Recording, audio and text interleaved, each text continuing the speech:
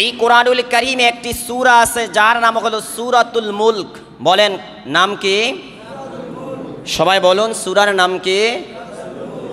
29 পারার সর্বপ্রথম যেই সূরাটা আল্লাহ তাআলা নির্ধারণ করেছেন সেই সূরার নাম কি? সূরাতুল মুলক। এই সূরার পাওয়ার আল্লাহর হাবিব বলেন যেই বান্দাবান্দি দুনিয়াতে থাকতে ঘুমানোর পূর্বে এই সূরাতুল মুলক পরে ঘুমাবে, নবীজি বলেন কবরে যাওয়ার পরে আল্লাহ তাআলা কবরের সর্বপ্রকার শাস্তি থেকে, আযাব থেকে এই সূরাতুল মুলুকের মাধ্যমে তাকে হেফাজতে রাখবে।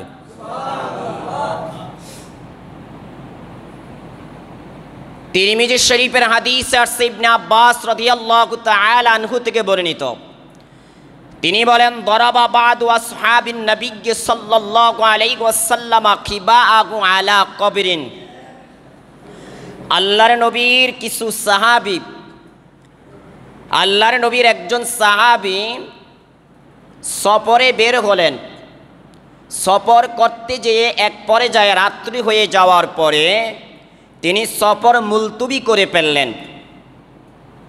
সফর মুলতবি করে তিনি যেই জায়গায় থাকবেন সেই জায়গায় তিনি তাঁবু স্থাপন করলেন। রাত্রিবেলায় যখন তিনি ঘুমাইতে গেলেন তিনি বলেন আমি যেই মাত্র মাটিতে ঘুমাইতে গেলাম সেই মাত্রই আমি আমার কর্ণকুহুরে আওয়াজ শুনতে পাইলাম কে যেন মাটির নিচে থেকে সূরাতুল মুলক তিলাওয়াত করতেছে। ইবনে আব্বাস রাদিয়াল্লাহু তাআলা আনহু বলেন ওহুয়া লা ইয়াহসিবু আন্নাহু কবরুন। সে জানে না যে এখানে কি আছে, কবর আছে। জানলে তো আর জেনে শুনে কে কবরের উপরে কি করে না, বিছানা করে না। তিনি যখন এই সূরাতুল মুলুকের তিলাওয়াত শোনা শুনলেন তিনি বলেন আমি শুরু থেকে শেষ পর্যন্ত পুরা সূরার তিলাওয়াত শুনলাম। শুনে তো আমি আশ্চর্য হয়ে গেলাম। তিনি বলেন সকালবেলা আমি ডাইরেক্ট আল্লাহর হাবিবের দরবারে গেলাম, যে নবীর কাছে আমি ঘটনা জানাইলাম।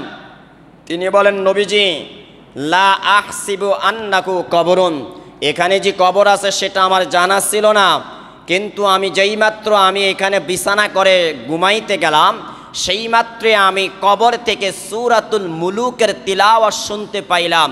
শুরু থেকে শেষ পর্যন্ত পুরা সূরাটা তিলাওয়াত করে শেষ করে ফেলেছে। আল্লাহর হাবিব তখন বললেন হে আমার সাহাবী তুমি কি জানো না হিয়াল মানিয়াতু হিয়াল মুংজিয়াতু তুনজিহি মিন আযাবিল কবর।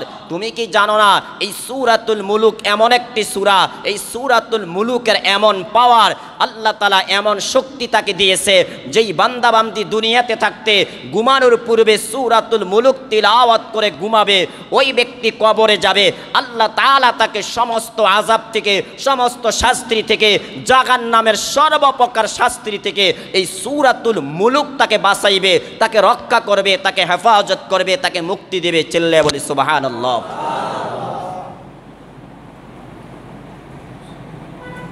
তাহলে বলুন কোরআন ব্যতীত কবরের জগৎ কি অন্ধকার? বলেন কোরআন ব্যতীত কবরের জগৎ কি কথা বলে না?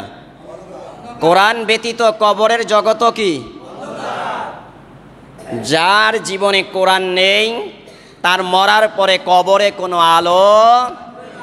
বলেন যার জীবনে কোরআন, যার দুনিয়ার জীবনে কোরআন নেই মরার পরে তার কবরে আলো ব্যবস্থা থাকবে না। শুধু তাই নয় ভাইয়ারা আমার, তাফসীরে কুরতুবীর মধ্যে উল্লেখ করা হয়েছে সাঈদ বিন মুসাইয়িব রাহমাতুল্লাহি আলাইহি বলেন আল্লাহর নবীর চাচাতো ভাই আব্দুল্লাহ ইবনে আব্বাস রাদিয়াল্লাহু তাআলা আন তিনি ইন্তেকাল করলেন তায়েফের জমিনে। যেই তায়েফের জমিনে আমার আপনার নবী দ্বীনের দাওয়াত দিতে যে রক্তাক্ত হয়েছেন, সেই তায়েফের জমিনে ইন্তেকাল করলেন রইসুল মুফাসসিরিন আব্দুল্লাহ ইবনে আব্বাস রাদিয়াল্লাহু তাআলা আন। সাঈদ বিন মুসাইয়িব রাহমাতুল্লাহি আলাইহি বলেন আমরা তাকে গোসল দিলাম, গোসলের পরে তাকে আমরা কাফনের কাপড় পরিধান করালাম, কাফনের কাপড় পরিধান করানোর পরে আমরা যখন জানাজার নামাজ পড়ার জন্য তাকে সামনে নিয়ে দাঁড়ালাম, এমনই সময় এমন একটি পাখি, যেই পাখিটি আমরা আমাদের জীবনে কখনো দেখিনি, এত সুন্দর একটা পাখি, এত মনোরম একটা পাখি, দেখতে এত সুন্দর, এমন একটা পাখি দেখলাম কোন দিক থেকে যেন উড়ে এসে তার কাফনের উপরে বসে তার কাফনের ভিতরে ঢুকে গেল। কোথায় ঢুকে গেল বলেন? আমরা যখন দেখলাম যে পাখিটা তার কাফনের ভিতরে ঢুকে গেল, তখন আমরা কাফন খুলে তালাশ করলাম, পাখিটা খুঁজে পাইনি। নিরুপায় হয়ে আমরা এই পাখি সহই তাকে কি করলাম, কবরে রেখে দিলাম জানাজার নামাজ পড়ে। যেই মাত্র আমরা তাকে কবরে রাখলাম, সেই মাত্রই তার কবর থেকে আওয়াজ আসতে লাগলো, ইয়া আইয়াতুহান নাফসুল মুতমাইন্না ইরজিই ইলা রাব্বিকি রাদিয়াতাম মারদিয়্যা ফাদখুলি ফি ইবাদি ওয়াদখুলি জান্নাতি। হে নফসে মুতমাইন্নার অধিকারী, হে আনুগত্যশীল আত্মা, হে আনুগত্যশীল আত্মা, যে তার রবের আনুগত্য করি দুনিয়ার জীবনটা কাটাইছে।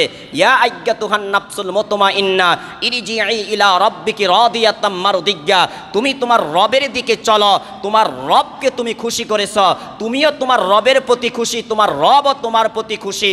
ফাদখুলি ফি ইবাদি, তুমি এখন আল্লাহ তাআলার নেককার বান্দা যারা, আল্লাহ তাআলার প্রিয় বান্দা যারা, এদের সাথে প্রবেশ করো, এদের দলভুক্ত হও, এদের অন্তর্ভুক্ত হও। ওয়াদখুলি জান্নাতি, এবং এদের দলভুক্ত হয়ে আল্লাহর জান্নাতে প্রবেশ করো। সবাই আশ্চর্য, কে এই কোরআন তেলাওয়াত করতেস, কে এই আয়াত তিলাওয়াত করতেস, এটা আর বুঝার বাকি নেই। সে সারাটা জীবন কোরআনের খেদমত করেছে, কোরআন তিলাওয়াত করেছে, কোরআনের তাফসির করেছে, কোরআনের ব্যাখ্যা করেছে, কোরআনের পথে মানুষকে দাওয়াত দিয়েছে। আজ এই কোরআন তাকে বুঝিয়ে দিলেন, তুমি দুনিয়ার থেকে চলে আসছ, তোমার স্ত্রীর সাথে নাই, তোমার মেয়ের সাথে নাই, ছেলের সাথে নাই, তোমার মা বাবার সাথে নেই, তোমার ধন সম্পদ সাথে নেই, আমি কোরআন আজ তোমার সঙ্গী হয়ে, তোমার বন্ধু হয়ে তোমার কবরে চলে আসছি। তাহলে যার জীবনে কোরআন নাই তার কবরে কোনো বলে না, তার কবরে কোনো কি নাই, আলো নাই।